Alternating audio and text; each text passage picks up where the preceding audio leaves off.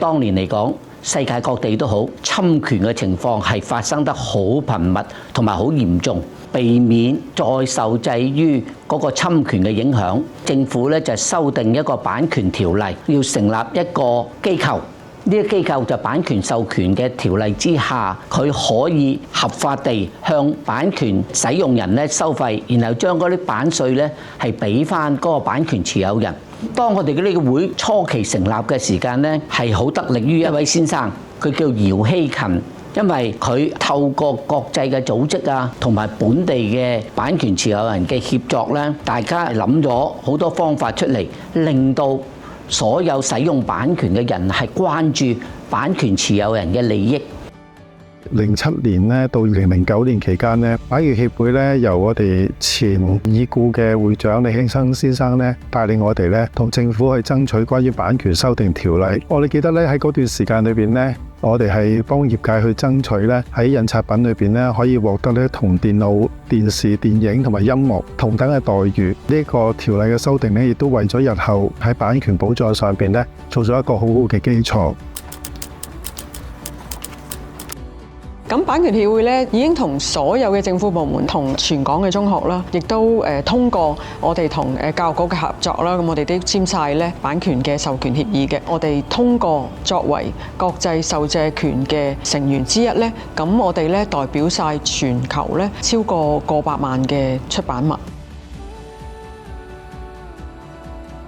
香港版權協會咧一早嘅時候咧就同咗呢一個國際嘅版權機構咧 IFRO 咧，由1995年開始咧已經有一個合作㗎啦。IFRO 咧係一個咧好具權威，超過100個國家咧參加嘅一個版權機構咧一個嘅總會嚟嘅。喺亞太區咧，香港版權協會咧，我哋都係非常之活躍分子嚟嘅。HKRLS plays a pivotal role in the Hong Kong creative ecosystem, offering licenses in a number of key sectors, including education and government, and is also a key player in an impressive range of initiatives to promote the Hong Kong culture. 咁我哋每一年咧幫亞太區嘅唔同地方新成立嘅版權協會，我哋會協助佢哋去解難啦、提供意見啦。我哋都會喺唔同嘅地方咧舉辦亞太區嘅一啲會議嘅。咁我哋喺個會議入邊咧，我哋都會討論同埋交流最新有關於授借權嘅發展啦。我哋而家版權協會咧同好多唔同嘅政府部門咧，包括咧知識產權處啦、海關啦、教育局啦，就加強協作啦。香港書刊版權授權協會係版權條例下已經註冊嘅特許機構，致力提供集體版權管理服務，亦都係知識產權處喺公眾教育上面嘅合作夥伴。2007年起，知識產權處一直支持香港書刊版權授權協會舉辦全港校際尊重知識產權創作比賽，培育學生嘅創意思維，鼓勵學生尊重知識產權。展望未來，我哋期待繼續同香港書刊版權授權協會喺呢個良好嘅合作基礎之下，一同致力提升社會各方嘅知識產權素養，保護知識產權資源，更加要善加運用，推動知識型經濟嘅發展。香港海關一直同協會緊密合作，見證協會踏入成功嘅里程碑。我哋曾經攜手為業界舉辦知識產權講座、模擬法庭工作坊等，借此加深各會員對保護版權嘅專業知識。協會嘅付出同努力實在值得嘉許。一直以嚟，協會除咗係業界嘅守護者之外，亦肩負起引導年青人尊重知識產權嘅重要角色。展望未來，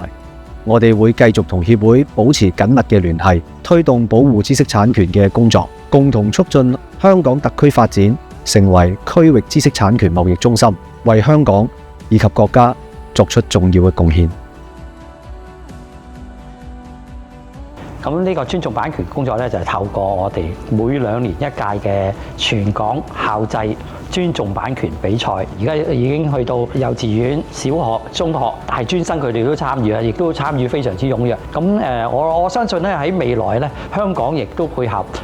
政府或者國家嘅政策咧，我哋都希望能夠做到一個創意之都，尊重版權係先決條件嚟嘅。我哋高雷中學嘅同學仔今次之所以會參加呢一個全港校際尊重知識產權創作比賽，因為我哋高雷中學咧都有一隊嘅影視製作組，咁同學仔咧平時都會經常會拍攝啦，同埋創作好多嘅短片嘅，所以佢哋都明白到啦，其實創作一啲都唔容易，佢哋嘅創作咧都好需要受到尊重同埋保護㗎。透過今次嘅比賽，我學到最重要嘅就係尊重知識產權，尊重知識產權先可以令到我哋有更加好嘅創作環境。多謝大會今次俾我哋嘅獎項，我哋會繼續努力應用我哋比賽嘅知識。